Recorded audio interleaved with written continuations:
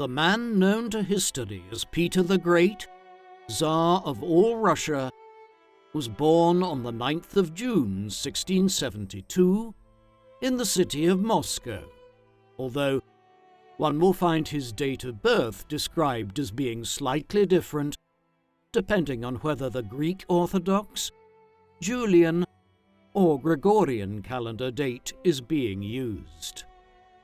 Peter's father was Alexis I, Tsar of all Russia. He had succeeded to that position back in 1645, when he was just 16 years of age. His mother was Natalia Narishkina, Alexis's second wife. He was the first child of Natalia and Alexis's marriage, they having married just a year before Peter was born. They would have 2 daughters in the years that followed, Natalia and Fyodora. However, Alexis already had numerous children from his first marriage to Maria Ilyinichna Milolovskaya. Their union had produced 5 sons and 8 daughters between 1648 and 1669. On first impression, this would seem to have drastically reduced the possibility of young Peter ever succeeding his father, but of his 5 half-brothers, 3 had already died before Peter was ever born. Dmitri died in infancy in 1649. Another, named Simeon, died in 1669 when he was 4 years of age, and the Crown Prince, Alexei, died early in 1670 at 15 years of age. Therefore, there was a realistic possibility that Peter might rise to become Tsar of all Russia one day, though he still had 2 elder half-brothers ahead of him in the succession, Fyodor, born in 1661, and Ivan, born in 1666. Peter's early life was one of court ritual and an elite education in line with his status as a son of the Tsar. His household was ensconced in the amusement palace near the western wall of the Kremlin in central Moscow. Here he had some Russian tutors, amongst whom Nikita Zotov was prominent, a former tax official and clerk who taught Peter many of the basics of Russian grammar and literature. It is often claimed that Peter was also taught to some extent by both Paul Menesios and Patrick Gordon, 2 Scottish soldiers employed by Peter's father at a time when Scottish mercenary commanders had been heavily involved in the wars of Northern and Eastern Europe for half a century, but beyond opening him up to individuals from the other side of the continent, it is hard to identify how Menesios or Gordon played a formative part in Peter's education.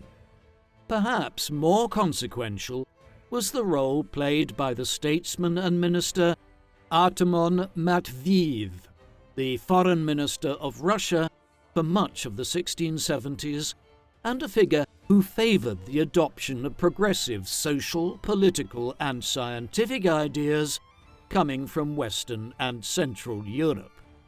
Peter's own mother may have been important in influencing him in this direction as well, and Matviev's promotion in the 1670s was owing, to some extent, to the patronage of Natalia. Peter was born during a period of contrasting fortunes for Russia. The Russian state had emerged in the late 15th and early 16th centuries out of the Duchy of Muscovy, a comparatively small state by comparison with modern Russia, centered on the city of Moscow and lands along the middle course of the river Volga. Under a number of capable rulers like Ivan III, also known as Ivan the Great, Muscovy had expanded to conquer lands further down the river Volga, eventually reaching the Caspian Sea. Then, Russian military explorers began trekking over the Ural Mountains, beginning the process whereby the Russian state would expand thousands of kilometers eastwards all the way to the Pacific Ocean. There were also growing efforts to expand westwards into what are now Belarus and Ukraine.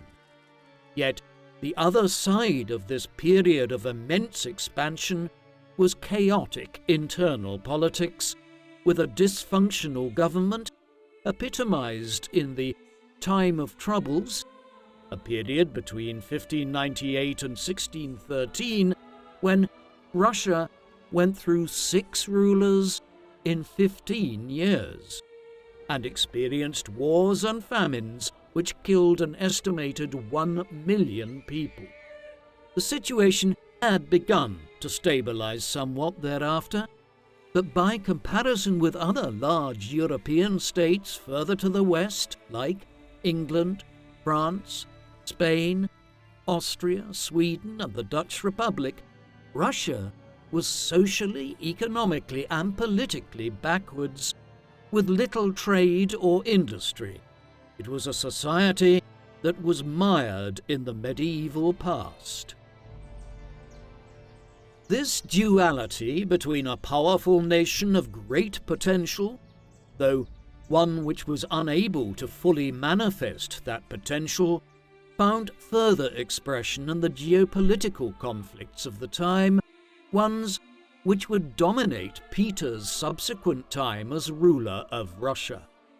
As geographically huge a nation as it was starting to become by the end of the 16th century, Russia had a major geographical problem. It had acquired access to the Caspian Sea to the south and the White Sea to the north, but the Caspian Sea is a lake, and the White Sea freezes over for nearly half of the year, making the main port there, Arkhangelsk, of limited use for trade with Europe. Thus, what Russia needed were warm water ports, either in the Baltic Sea or the Black Sea. The quest to acquire an entry point to the Baltic Sea, which was dominated by the Kingdom of Sweden, a power that controlled Finland and Livonia in the Baltic States region for centuries, was a major factor in the beginning of a series of conflicts in the 1550s that would run for roughly 170 years. Known as the Northern Wars, these largely involved Russia, Sweden, and the Polish-Lithuanian Commonwealth to determine which of these 3 great powers would dominate the Baltic Sea and Eastern Europe. The Danish and other powers like Brandenburg Prussia were periodically pulled into them. A sign of Russia's internal weaknesses in the late 16th century and into the 17th was that, despite having a population some 6 times that of Sweden, Sweden had emerged in the mid-17th century as the preeminent power in the Baltic Sea. Peter's reign would see the tide turn definitively. Peter's earliest years were tumultuous ones in terms of his family life and place in the succession. In the first weeks of 1676, when Peter was just 3.5 years old, his father died, almost certainly of a heart attack, though this may have been brought on by renal disease, suggesting, given Peter's own health in later life, that kidney issues were hereditary in the family. With his passing at just 46 years of age, he was succeeded by his eldest surviving son, Fyodor, who now became Tsar Fyodor III at the young age of 14. His health was never good, and he died at just 20 years old in 1682. Despite marrying twice in his short life, Neither of these unions had produced an heir, his first wife dying owing to complications of childbirth, along with the infant. Thus, with young Fyodor's passing, there were just two potential successors, Peter and his half-brother Ivan. Neither were adults. Ivan was 15, and Peter was just about to turn 10 years old.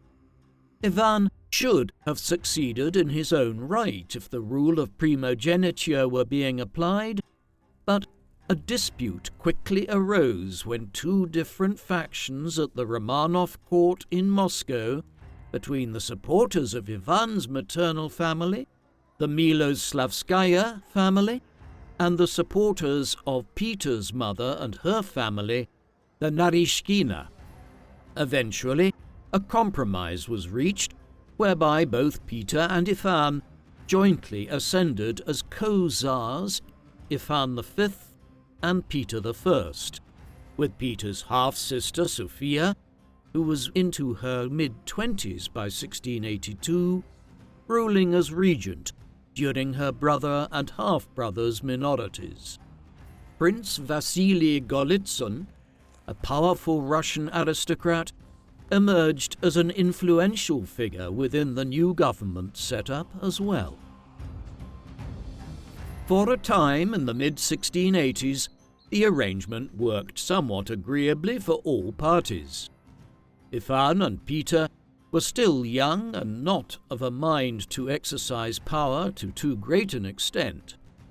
Peter began to spend more and more time in the company of the expat community in the German Quarter and other parts of Moscow, displaying an ever greater interest in the European ideas that he had begun to imbibe during his youth.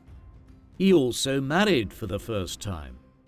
This was to Eudoxia Lopakina, the daughter of a leading Russian nobleman and official. The union came in 1689, when she was 19 and Peter was 16. They would have 3 children, Alexei, born in 1690, followed by Alexander and Paul in 1692 and 1693. Both Alexander and Paul died in infancy, though Alexei would live into his late 20s. The marriage would only last a few more years after the deaths of the 2 infants, as Peter had become opposed to the religious and social conservatism of his wife and forced her relatives to have her join a monastic order so that he could marry his long-term mistress, Anna Mons, the daughter of a German merchant who he had met in the early 1690s in the German Quarter. It was soon made apparent to Peter that such a marriage would not be acceptable to the Russian aristocracy. Hence, Peter would not marry again until 1707. In the interim, he took several other mistresses and sired several illegitimate children. The man who emerged in the 1690s was a figure with a forceful personality. Peter knew what he wanted and had an energy about him which made him one of the most outstanding political and social reformers in the history of early modern Europe. There were contradictions, too. He was, at heart, a liberal, at least by the standards of the time when liberalism meant a drive towards secularism and rationalism without the egalitarian overtones that we associate with it today. At the same time, he was a bullish autocrat. Peter also cut an imposing figure. A fierce disposition, mid-length brownish-black hair and moustache were atop a large frame, with Peter standing 6'8" tall, an enormous height by the standards of the late 17th century, when the average height of men was just 5.5 foot, several inches less than it is today. One notable feature of his appearance was that he suffered from a neck spasm and facial tics. He liked the finer things that Western European culture had to offer, yet at the same time, he was not a figure who avoided hardship, campaigning extensively with his armies and, as we will see, being willing to live in very humble surroundings for the purposes of achieving a higher goal. One of the most curious elements of Peter's early life and reign was the establishment of a group he founded known as the all-joking, all-drunken Synod of Fools and Jesters. The 17th and 18th centuries saw private clubs and societies proliferate around Europe, with groups such as the Rosicrucians and Freemasons emerging at this time, and others such as the Royal Society. Many of these were progressive groups that aimed to promote societal change, but others, such as the Hellfire Club, founded in London in the early 18th century, were more like modern university fraternities, with an emphasis on heavy drinking and carousing. The all-joking, all-drunken Synod of Fools and Jesters, which Peter and his friends in Moscow established in the early 1690s, first as the Jolly Company and then later as the Synod, fell into the latter category. Peter and dozens of his associates would meet for drunken gatherings in Moscow, where they would elect members as the Prince Caesar or Pope, the titles used often mocking organized religion and other paragons of traditional society. The Synod of Fools and Jesters pointed towards Peter's disdain for the conservative elements of Russian society, as well as a frivolity of his late teens and early 20s that was soon abandoned. Already by the late 1680s, the co-rulership of Peter and Ivan was showing strains as both men became adults, and Peter began expressing his impulse to rule in his own right. There were also those at court who had held considerable power since 1682 who wanted to continue to exercise it. One such individual was Peter's sister Sophia and her close ally, Prince Golitsyn, who was possibly her lover as well. Peter's efforts to assert his own power in 1689 led Sophia and Golitsyn to enter into a quasi-rebellion. A sign of Peter's growing dominance of the court, above both his half-sister and half-brother, was seen when he forced Sophia into being confined to a convent and exiled Golitsyn to the White Sea region, sparing his life only through the intercession of several powerful Russian aristocrats. Peter's ascent as the preeminent power in Russia was confirmed when on the 8th of February 1696, his co-ruler, Tsar Ivan V, died at 29 years of age. Yet, in reality, Peter had been the ruler of Russia for many years, Ivan having suffered from several terrible illnesses for years that left him blind, senile, and largely paralyzed long before his death came. Hence it was the case that an increasingly autocratic and powerful Tsar Peter I ruled over Russia from the early spring of 1696 onwards. As Ivan's health collapsed as he neared death in the mid-1690s, Peter had been away from Moscow serving a major military apprenticeship. Since the Ottoman Turks had nearly captured the city of Vienna in 1683, a coalition of Christian European powers had been waging war on the Turks in something of an unofficial latter-day crusade.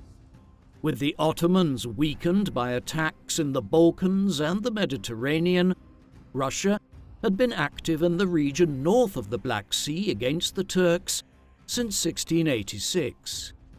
In 1695, nearly a decade into the long Russo-Turkish War, Peter led a major military expedition south to the Azov region around what is now the Rostov Oblast in southwestern Russia, near eastern Ukraine and the Crimean Peninsula.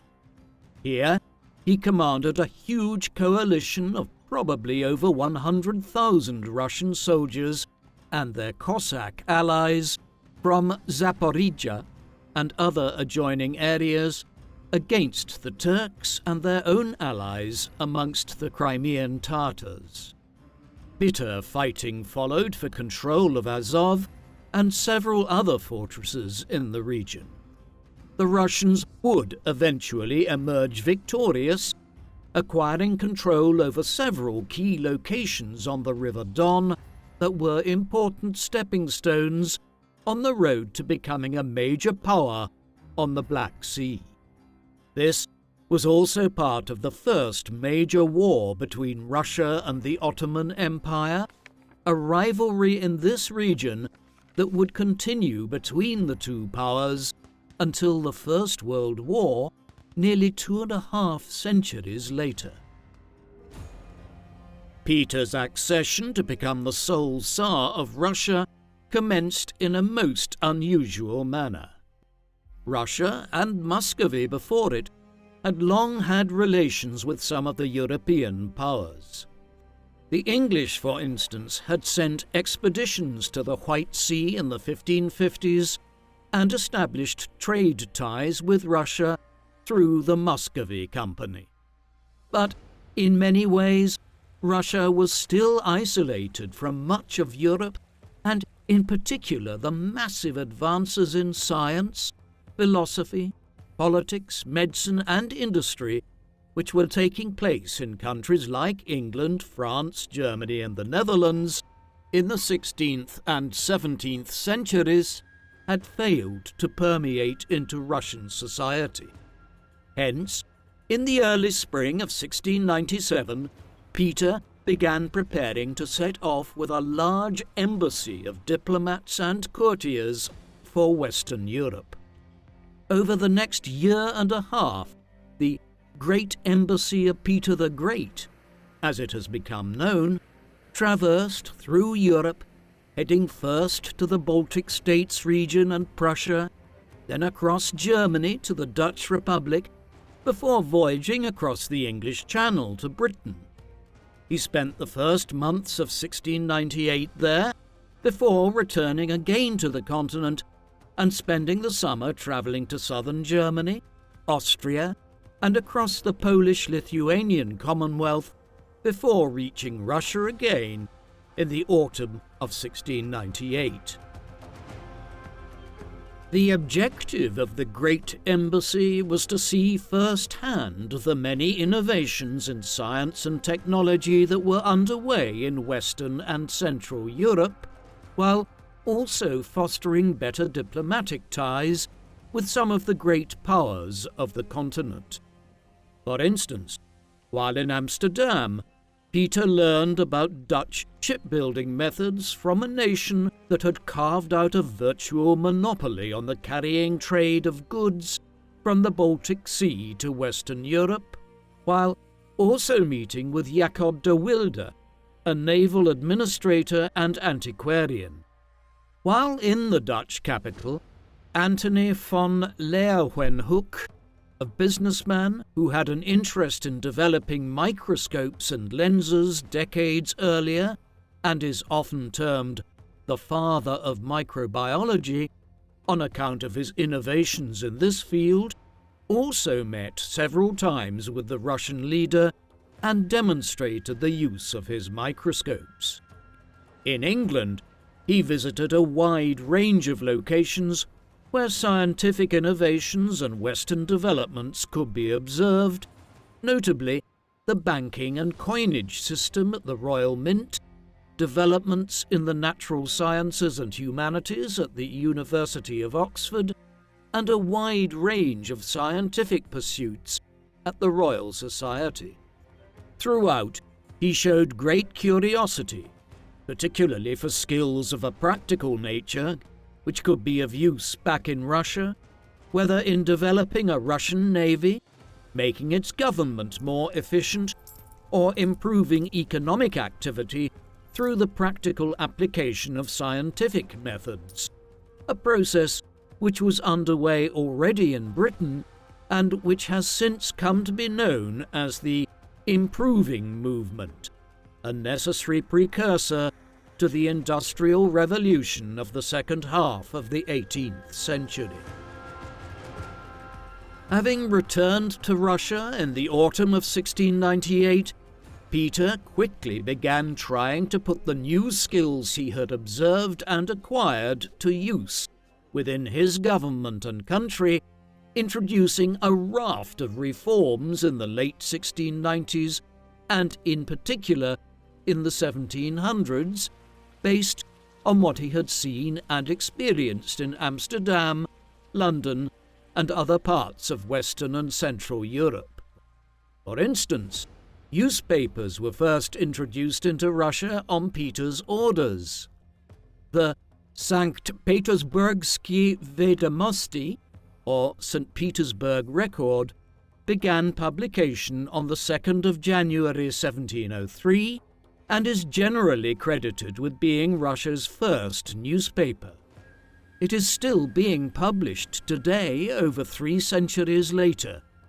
In terms of religion, Peter was determined that the Orthodox Church, which for centuries had been a virtual political entity within the Russian state, ruled by the Patriarch of the Church, was brought more firmly under state control, with a synod appointed to manage it, one over which the Tsars could thenceforth exercise greater control.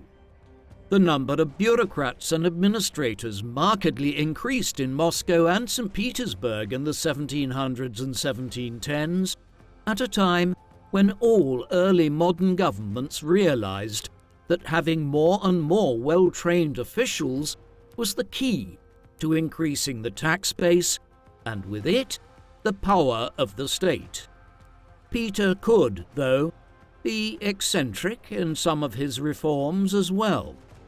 He introduced the Julian calendar, the calendar devised in Roman times and named after Julius Caesar, as the new calendar of Russia in the early 1700s, despite the fact that most of Western and Central Europe had transitioned by the beginning of the 18th century to the Gregorian calendar, which was more scientifically accurate. The greatest of Peter's political reforms was the creation of the governing Senate of Russia.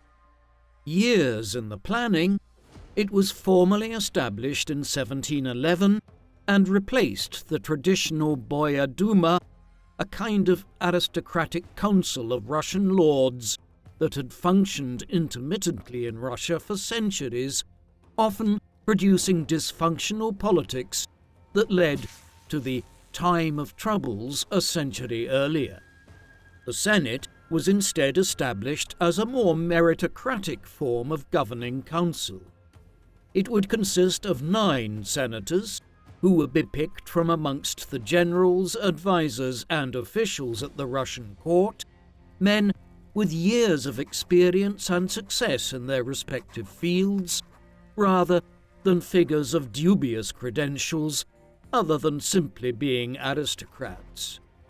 The Senate would carry out many major administrative duties in the 1710s and early 1720s, while Peter travelled around Russia and abroad in Europe. Still, while the creation of this and his many other reforms would point towards Peter being an enlightened ruler, there was always the other side of Russian politics, the side Peter failed to even consider reforming. a secret police had existed in Russia in the form of the oprichnik since the days of Ivan the Terrible in the middle of the 16th century, and Peter very much continued the tradition, with Prince Fyodor Yurievich Romodanovsky acting as the head of his intelligence services and gaining a fearsome reputation as the man who crushed opposition to Peter where it arose amongst the political classes in Moscow and Saint Petersburg during the reign. Peter also failed to make any move towards a representative parliament in Russia. During the Great Embassy to Western Europe in 1697 and 1698, Peter had tried to build up an alliance with the Dutch, English, and others against the Ottoman Empire, intending to go to war with the Turks to expand Russian influence in the Caucasus and in the region north of the Black Sea. But within a few years, his military focus would be pulled elsewhere. While he was engaged in his travels, King Charles XI of Sweden had died prematurely at 41 years of age from abdominal cancer. He was succeeded by his 16-year-old son. Because of the youth of the new king and the perception that Sweden had declined as a power in the second half of the 17th century, after the glory days of the 1630s and 1640s, when Swedish armies had intervened in the 30 Years' War and even captured the city of Prague in their war with the House of Habsburg, the Kingdom of Denmark-Norway decided to go to war with the Swedes in 1700, hoping to prize lands off them along the southern shores of the Baltic Sea. Peter soon allied with the Danes, as did the Polish-Lithuanian Commonwealth. This was the beginning of the Great Northern War, a conflict that would last 21 years, and which, despite being ostensibly started by the Danes, would focus, after a time, on a clash between Russia and Sweden, the dominance of the Baltic Sea. Peter's primary goal in entering into it was to acquire a Baltic port, as the region of Russia around the Gulf of Finland, where St. Petersburg stands today, was Swedish territory in the 17th century. The Great Northern War went through several phases, and the fighting was more intense at some times than others. In the first years of it, the Swedes managed to repel many of the attacks along the southern shores of the Baltic Sea by the Danes and others, but Peter succeeded in conquering the eastern side of the Gulf of Finland, giving him access to the Baltic Sea. There was much over and back in the years that followed, culminating in the Battle of Poltava in what is now central Ukraine on the 8th of July 1709. A Swedish army of upwards of 30,000 men had penetrated well into Polish and Russian territory. It was met here by a much larger Russian army led by Peter. Although the Russians and their Cossack allies from the Volga and Ukrainian region outnumbered the Swedes by more than 2 to 1, the Swedish army was one of the most technically advanced in 17th century Europe, and the result was more than a foregone conclusion based on numbers alone. Peter emerged victorious from it, inflicting 10,000 casualties on the Swedes in terms of men killed, wounded, or captured. Poltava was the decisive conflict of the Great Northern War. In the aftermath of it, King Charles XII of Sweden ended up in exile in the Ottoman Empire, and Sweden's enemies invaded its territories from all sides, hoping to get as much of the collapsing power's land as possible. As we will see, some developments in the mid-1710s would briefly turn the tide again, and so the war would drag on until the early 1720s. The initial successes for Russia in the first 10 years of the Great Northern War finally gave Peter access to the Baltic Sea. As soon as the bridgehead on the eastern shore of the Gulf of Finland was secured, and with the war very much still in full swing, he began building what he envisaged would become a great new city and capital on the Baltic coast. St. Petersburg was named after St. Peter, not the Tsar himself, and the site was consecrated on the 29th of June 1703, the feast of St. Peter and St. Paul. The name simply means the town of St. Peter. One of the core early buildings erected by the Tsar was the Peter and Paul fortress in acknowledgement that the new city was, at least for the time being, a front in the war with Sweden. Over the next 20 years, a mass of Russian peasant labor and Swedish prisoners of war were employed to begin building the fortress outwards into a town and then a city. Many Swiss, Dutch, and Italian architects, engineers, and designers were brought to Russia by Peter to design elements of the new planned city and oversee its construction. By the time he moved the official capital from Moscow to St. Petersburg in 1712, work was advanced to begin building a cathedral, palaces, a naval yard, and many other features that would ensure that the city would be a capital fitting of the new Russia and its place on the world stage.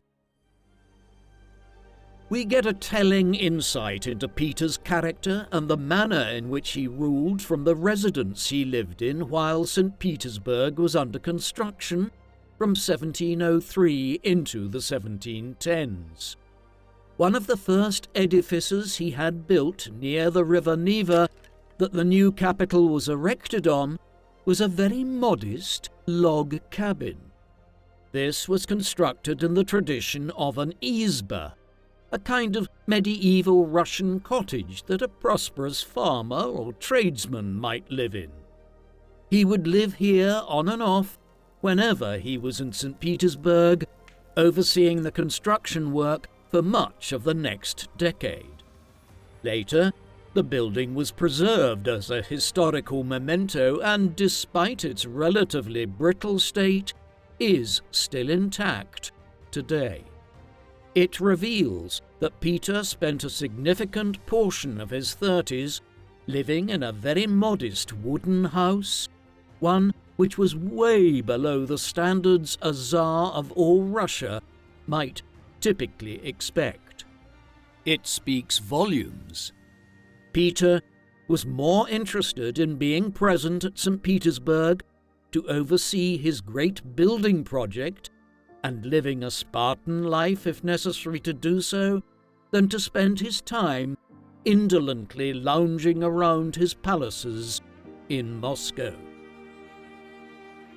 A major goal of gaining access to the Baltic Sea and commencing the building of a great new capital on the Gulf of Finland was to make Russia into a naval power. To this end, in 1701, Peter had already established the Moscow School of Mathematics and Navigation. Housed in the Sukharev Tower, an iconic building that Peter had ordered the construction of in the old capital back in the mid-1690s, the school was opened with the express purpose of furthering the study of the sciences and their practical application in Moscow. It was intended that Russian officers would receive their basic naval training here before being sent to serve their apprenticeship on the Navy that was to be created in due course. Peter himself led the charge, advancing through the ranks of Russia's burgeoning navy in the 1700s and 1710s, as though he were a mere officer progressing normally through these stations.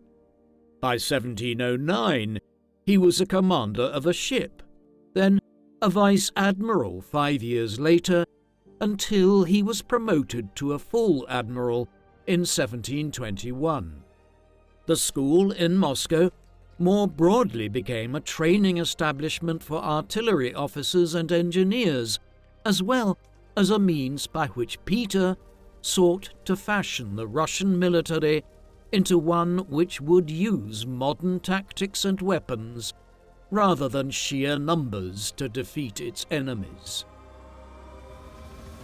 Throughout these years, Peter continued to try to draw some of Europe's finest minds to Russia to advise him and to help train a new cadre of officials to drag Russia into the 18th century as it was experienced in England, the Netherlands, France and Germany.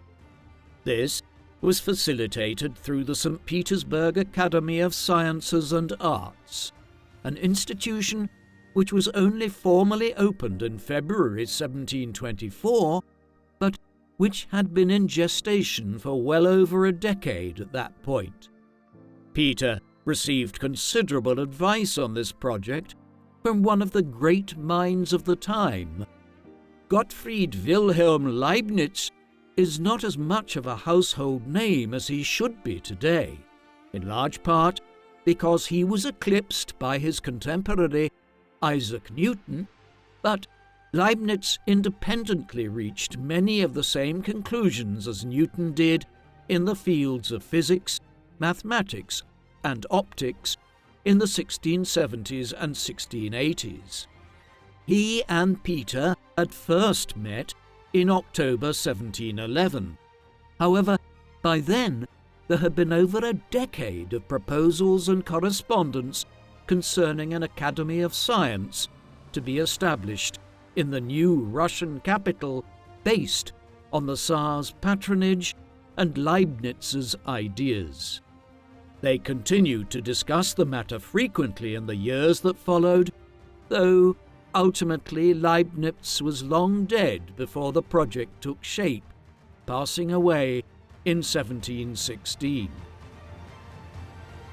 There were many other ambitious reforms during these years initiated by Peter. One of the most important was the foundation in 1717 of the Collegium, a system of governmental departments not unlike how a modern civil service and government functions. There was already a system of this kind in Russia, yet it resembled the system of a privy council or small cohort of ministers around a monarch that had developed in places like England as early as the 12th century. The Collegium was a new system which reflected more the growing powers of a centralized bureaucratic state, with colleges overseeing things like foreign affairs, expenditure, justice, fiscal reform, military affairs, industry and mining, and the navy and admiralty. To ensure the smooth operations of the new system, Peter yet again initiated a building program, ordering the erection of a red brick Collegium building in central St. Petersburg. It still stands there today, despite the horrors and destruction of the revolutions and wars of the 20th century, and is home to the St. Petersburg State University today. The Collegium oversaw some of the other reforms instituted by Peter. A particular interest of his was educational reform. While the Academy of Sciences and Arts in St. Petersburg was an elite institution for promising scholars, a wider system of what we would call secondary schools was also brought into being by Peter, who believed that the sons of the Russian aristocracy and burgeoning middle class should be well educated in order to be at the forefront of Russia's advance as a progressive nation.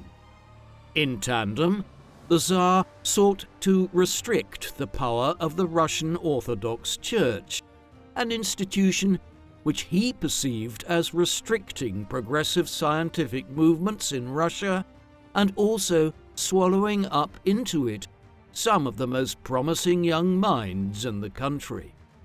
In all this, Peter was one of the first great examples of what has been termed an enlightened absolutist ruler, one of the monarchs of 18th century Europe that held absolutist monarchical power, yet who wielded it in a rather enlightened manner.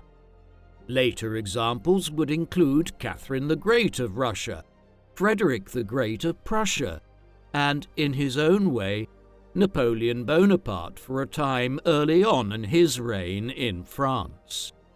There were many more elements to it when it came to Peter, and everything from the monetary system and the use of decimalization to private industry and canal building were spheres of activity which he showed an interest in and made comprehensive advances in during the 1700s, 1710s, and early 1720s. In 1716 and 1717, Peter headed on what has often been termed his second embassy. Like the first 2 decades earlier, he ended up travelling across Central Europe to Western Europe, where he met with scientists and figures who were at the forefront of technological innovation and study.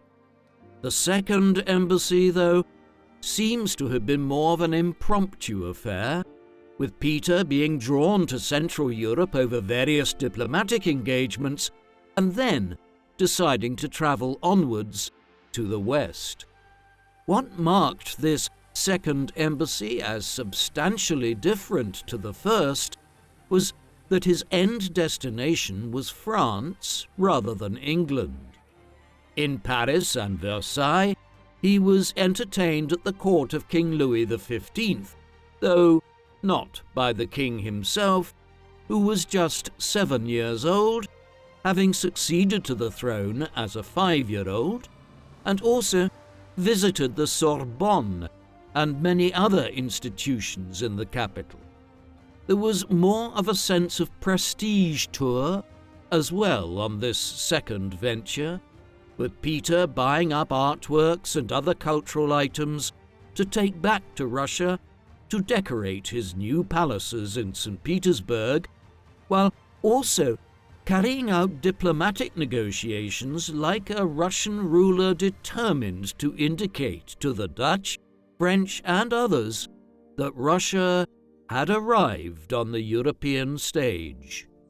Still, he was always on the lookout for lessons to be learned in terms of science and technology, bringing back Dutch reclamation methods to Russia, which allowed for the creation of New Holland Island, or Admiralty Island, in central St. Petersburg in 1719. Part of the reasoning behind Peter's travel westwards in 1716 and 1717 had been to carry out diplomatic discussions with several of the European powers, as England, Prussia, and others have been drawn into the Great Northern War in various ways in the course of the 1710s. The conflict had also acquired a southern front when the Ottomans became involved in 1710, seeking to promote Swedish interests in order to offset Russian gains at a time when Russia was emerging as the primary foe of the Turks in the Black Sea region and the Caucasus. King Charles XII had headed home to Sweden in 1714 after years in exile in Constantinople, and had managed to revive the Swedish war effort by the time of his death in 1718 to a sufficient extent that Sweden was no longer facing the prospect of complete annihilation. Thus, in the late 1710s, peace negotiations were entered into by all sides. Most sides had come to terms with the Swedes in 1719 and 1720, with Stockholm ceding much of its territory and influence on the southern banks of the Baltic Sea to the Danes and Prussians in return for peace. It was not until September 1721 that the Treaty of Neustadt was finally agreed between Peter's Russia and King Frederick I of Sweden. Under the terms of it, the Swedes acknowledged Russia in its possession of the lands on the eastern side of the Gulf of Finland, where Peter had built Saint Petersburg, while also ceding Estonia and Livonia, the latter a region approximating with much of modern-day Latvia to the Russians. The treaty was notable in the long run in largely establishing the southern border between Russia and Finland as it stands today, with only some minor changes occurring over time. Overall, the Treaty of Neustadt represented a major victory for Peter and Russia in the Great Northern War. With the end of the Great Northern War, Peter determined that a change of his official title was appropriate to declare to both the Russian people and the rest of Europe that a new great power was emerging from its slumber between Poland and the Baltic in the west and the Ural Mountains in the east. In November 1721, he adopted the title of Emperor of Russia and declared the creation of a Russian Empire. He and his successors would continue to be known by the honorific title of Tsar, but henceforth this was an imperial title rather than that of a king. He also established a pattern in doing so, and over the next century and a half, Austria, Germany, and France would also acquire emperors and become known as empires at various times. The years that followed would reflect these growing imperial ambitions. Through various events since the mid-1680s, Russian influence in what is now Ukraine had been growing at the expense of the Polish-Lithuanian Commonwealth, the Ottomans, and the powerful local Crimean Tatars and Kievan Cossacks. This would continue into the 1720s, with Russia exerting greater influence of Kiev along the course of the Dnieper River, while also displaying more power in what is now Belarus, at a time when the degree to which the Polish-Lithuanian rulers exerted centralized control over regions on their eastern borders was very limited. More broadly, the Polish-Lithuanian Commonwealth was entering into a period of terminal decline after the Great Northern War, and Peter's successors would swallow up vast portions of its territory in Ukraine, Belarus, and eastern Poland over the next 70 years. By the early 1720s, the question of the succession had become a politically charged one in Russia. Peter had eventually married for a second time, taking Marta Helena Skoronska, a woman who appears to have been the daughter of a modest Polish-Lithuanian farmer, as his wife in late 1707. It was clearly a romantic partnership based on mutual affection rather than a political marriage. Even so, it had the advantage of being to a woman who was not from Russia, and as a consequence, did not seem to favor one side or another at the notoriously faction-riven Russian court. By the time they married, Marta, who took the queen consort name of Catherine, had already had 3 children with Peter, 2 sons and a daughter, all of whom died in infancy. Marriage only slightly improved this natal history. She and Peter had 9 more children, but of these, only 2, Anna, born in 1708, and Elizabeth, born in 1709, would live to become adults. This meant that Peter had no living legitimate male heirs from either of his marriages, and while Russia was soon to embark on a remarkable period of female monarchy, it was still considered highly contentious in a militaristic society like early modern Russia for a woman to succeed to the throne. Nevertheless, he was determined that one of his daughters would succeed him, and made it clear to the court that female succession was allowable under Russian royal law. The declaration of the legitimacy of female succession opened up a dispute at the Russian court and plotting behind the scenes to potentially overthrow the government if Peter died and either his wife or one of his 2 surviving daughters was proposed as Tsarina. In response, Peter issued a document which would have a bearing on Russian society for the next 2 centuries. This is known as the Table of Ranks, a document issued in 1722 which sought to reform the old system of seniority and privilege in Russian society, being based exclusively on how ancient the aristocratic family from which they came was. Instead, Peter declared the inception of a new system based on merit, whereby individuals who had served the Russian state in some special capacity would be recognized above older lines of less active aristocrats. The table consisted of 14 different ranks and laid out clear criteria for how a person entered into each one.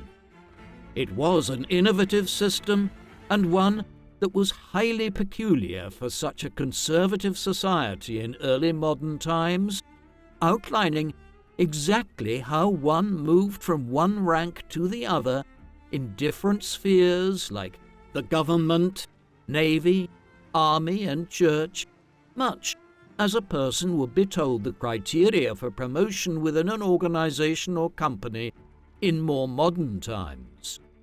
The Table of Ranks would influence Russian society down to the Russian Revolution in 1917.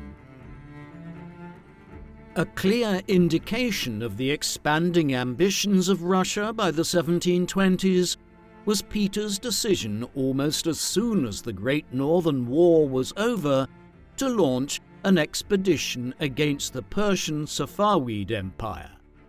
The Persians ruled virtually the only state in the Middle East that had not succumbed to Ottoman rule in the course of the 16th and 17th centuries.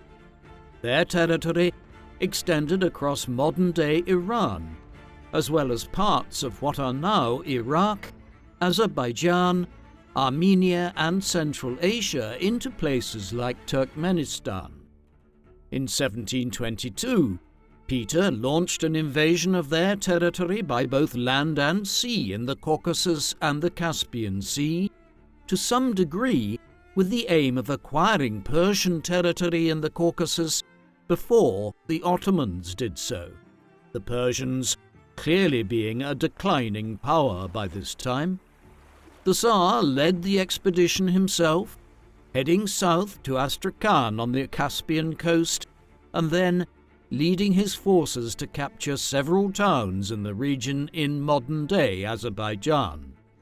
It was a resounding military success, a war which demonstrated the growing superiority of European militaries over those of Asiatic powers at a time when Britain and other countries were about to begin conquering large parts of the continent elsewhere.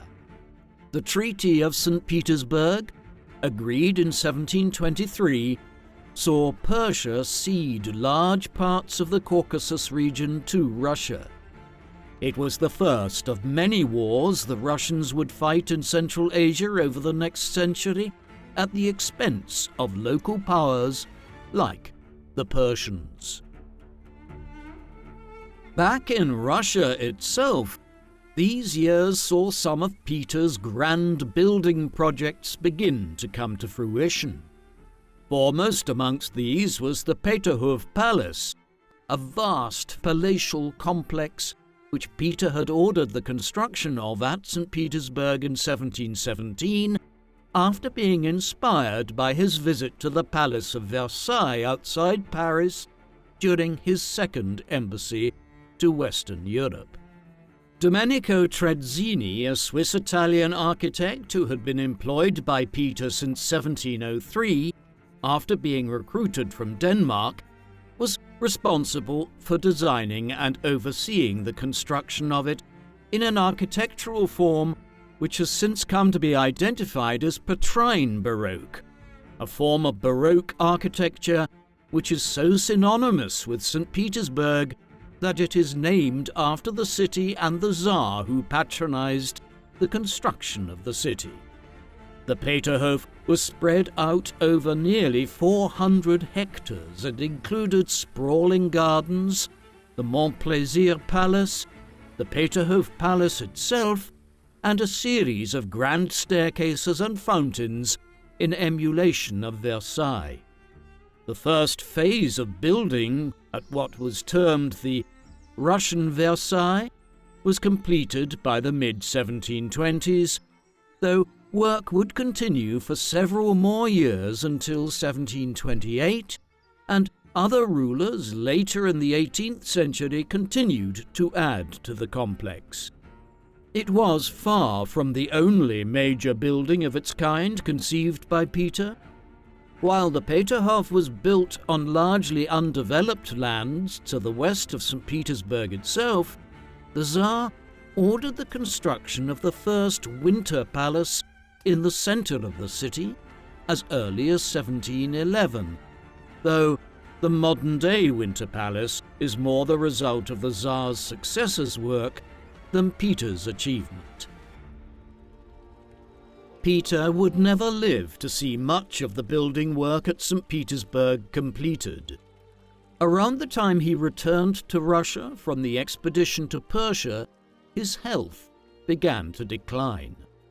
For years he had evidently been suffering from poorly functioning kidneys, and over time this had begun to create a subset of problems, most notably uremia, where the body retains urea owing to an inability of the kidneys to process it properly. This in turn led to a build-up of nitrogen and other compounds in his system. While European medical knowledge was still primitive by comparison with modern methods in the 18th century, the medical revolution was well enough advanced by the 1720s that Peter was able to bring skilled physicians to St. Petersburg to try to treat his condition. Surgery resulted in the release of several liters of retained liquid. It did not, though, solve the underlying conditions and may have caused an infection.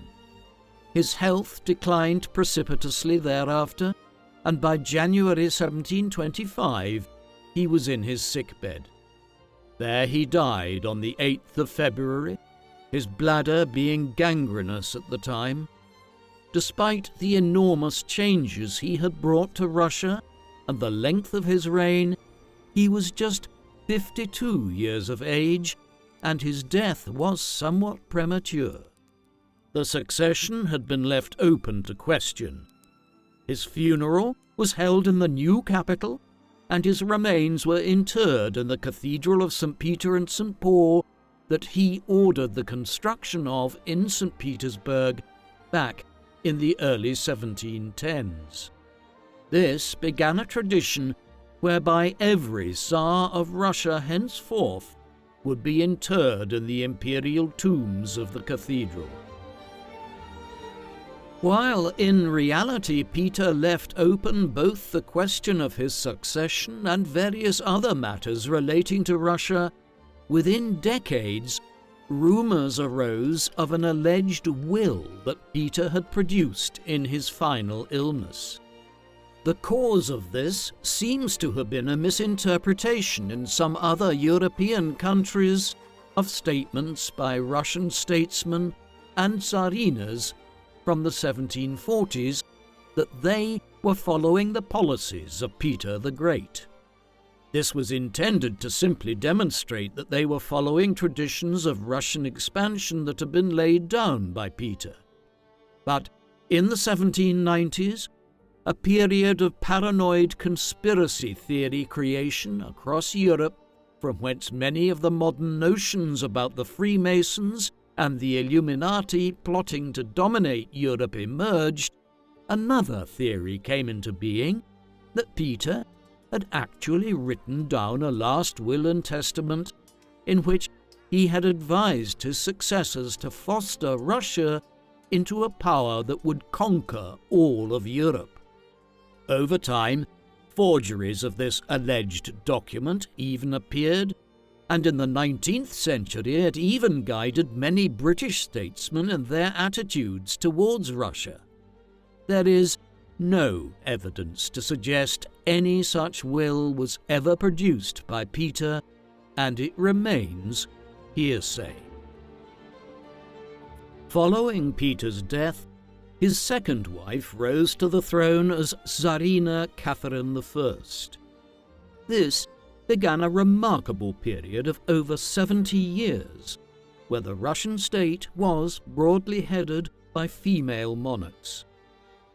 Of the 7 Tsars and Tsarinas that reigned between 1725 and 1796, 4 were women, and they held the throne for a combined 68 years out of the 72 years involved, a period of sustained female monarchy that has few parallels anywhere in the world, with 19th century Madagascar, England during the second half of the 16th century, and parts of Southeast Asia in late medieval and early modern times being some of the few comparable cases.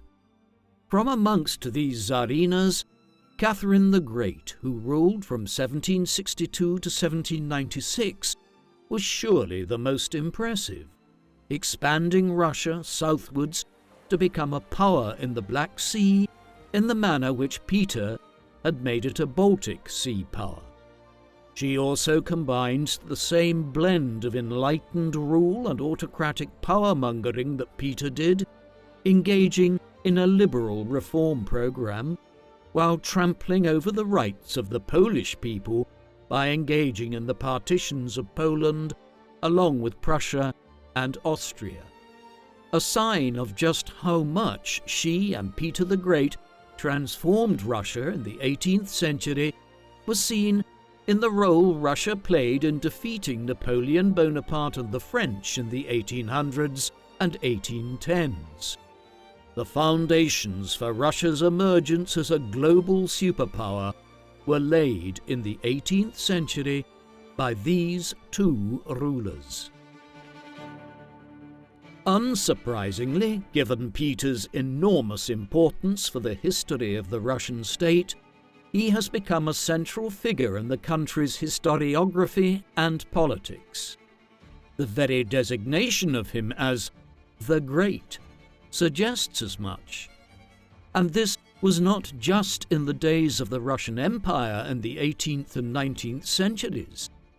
Even the Bolsheviks had to engage with the legacy of Peter after the Communists came to power and established the Soviet Union from 1917 onwards, aware that their own empire was indebted to the processes undertaken by Peter.